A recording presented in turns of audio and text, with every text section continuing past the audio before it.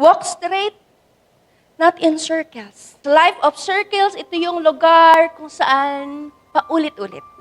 Alam niyo po, ito po yung malungkot na katotohanan.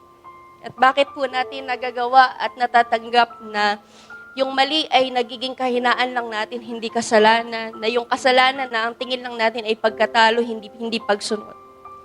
Alam po natin kung bakit? Dahil mababa ang tingin mo sa Panginoon.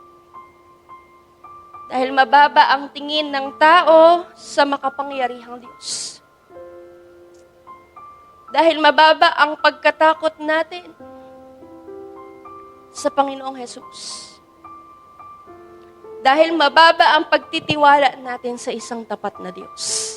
Kaya kaya nating i-compromise yung obedience to disobedience. Kaya kaya natin na i-compromise yung purity to impurity.